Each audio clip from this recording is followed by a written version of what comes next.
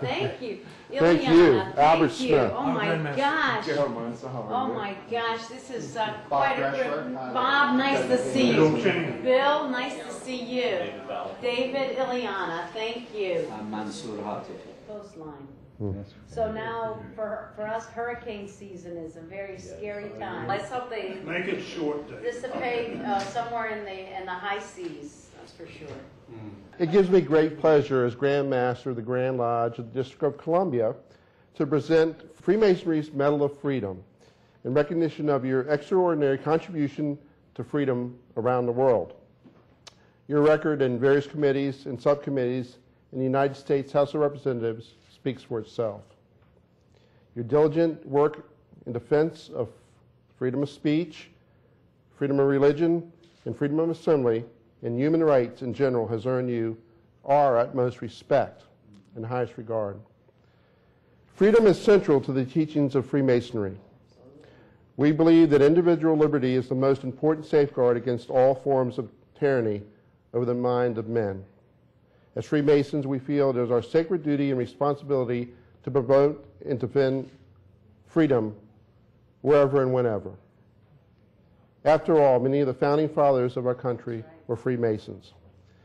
It is therefore no coincidence that America's identity, and indeed America's destiny, can be defined by one word, freedom.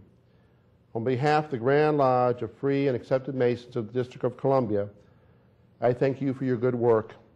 God bless you and keep you steadfast in the performance of your noble duty. And I present you with My God, I am so greatly honored. Look at that. That is just beautiful. Wow. And I know what this means and what this symbolizes, and so this is something that I will always treasure. Show you the other side of it, please. Oh, wow. Grand Lodge of the District of Columbia, my gosh, with my name on it, Masonic Medal of Freedom.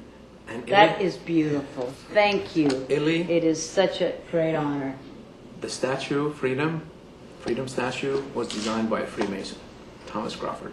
Beautiful. Well, I know that our country has a long and proud history of folks who are part of this grand tradition. As you said, our founding fathers, and it's a tradition that continues to this day.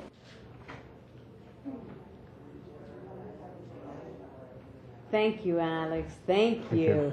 Well, this is a great honor, and I will put this in a beautiful place of prominence here in my Washington office. And I know that you have so many members who are Masons also here serving in Congress. I mean, it's quite a large number. It's impressive. When I told my colleagues last week that I would be getting this award, they said, wow, and they know what it means. Freedom and human rights are very intertwined.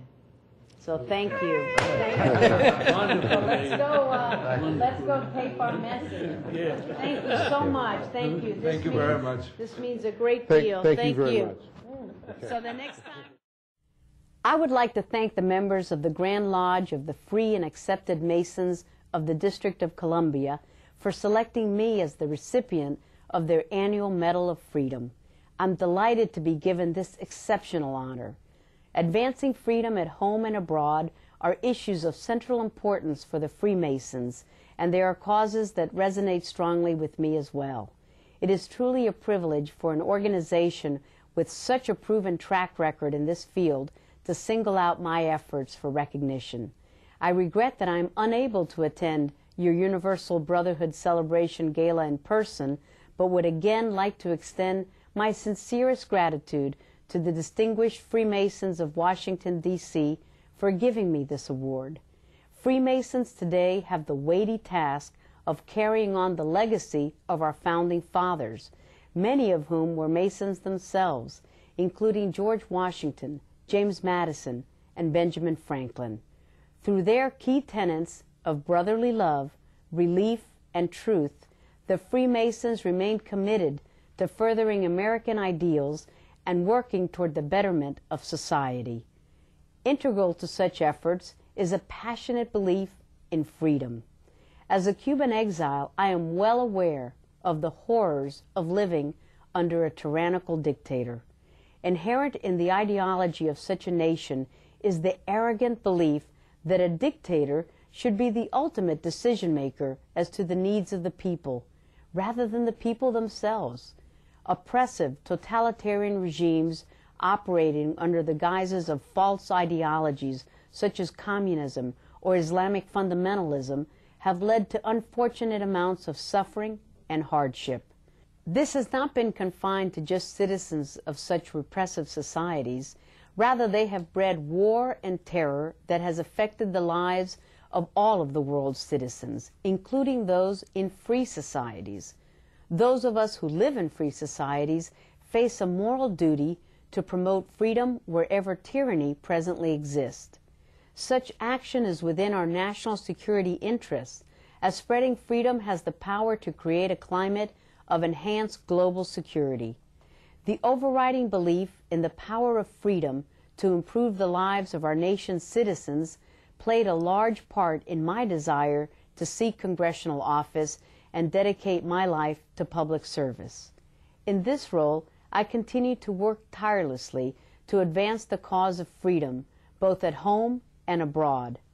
The biggest challenge facing us today is spreading freedom to regions of the world where the concepts of individual rights, religious tolerance, and democracy have never been given a chance to flourish. I remain dedicated to enabling liberal institutions to develop in such places.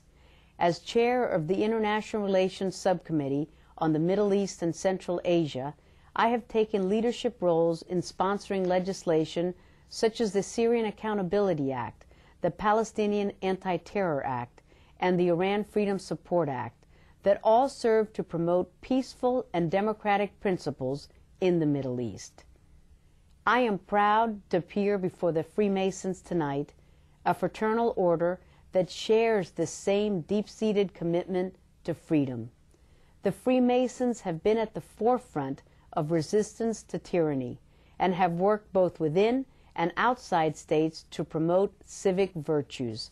The Freemasons have played an invaluable role in emphasizing the importance of friendship and brotherly love among the countless members who have formed their ranks. Brotherhood in the Masonry places men in unbreakable bonds with one another and places them in a unique position to act as engines of change and improvement for society. I proudly accept the Medal of Freedom that the Freemasons have graciously bestowed upon me, and I look forward to fighting the challenging but ultimately worthwhile struggle we are all engaged in to spread freedom and democracy to all corners of the globe. Thank you again.